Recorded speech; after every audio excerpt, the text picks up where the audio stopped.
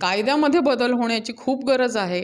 कारण धंद्यामध्ये जबरदस्तीने आणलं जाणं आणि स्वेच्छेने धंदा करणं या दोन वेगळ्या गोष्टी आहेत आणि ते वेगळ्या बघितल्या जात नाही आहेत दुर्दैवाने.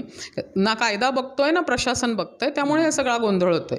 आणि पूर्वग्रहाने काम करणं हे मला असं वाटतंय आणि आम्हाला सगळ्यांनाच इथल्या स्थानिक लोकांनाही वाटतंय, म्हणजे संस्था असेल, आमचं नेटवर्क असेल आणि इथले स्थानिक, की तुम्ही कुठल्या पूर्वग्रह न ठेवता संवेदनशील पद्धतीने कारवाया करायला पाहिजेत. कारवाईला विरोध नाही आहे, हेतूला विरोध आहे आणि जो असंवेदनशीलपणा दाखवला त्याला विरोध आहे. इथून पुढेही आमचं हेच काम चालू राहणार आहे की तुम्हाला कायदेशीर बाबतीत आम्ही पूर्ण सहकार्य केलेलं आहे आजपर्यंत आणि करतच राहू. पोलिसांच्या शिवाय इथे सुव्यवस्था राखली जाणार नाही हे नक्की आहे, त्याविषयी आम्हाला नक्कीच आदर आहे.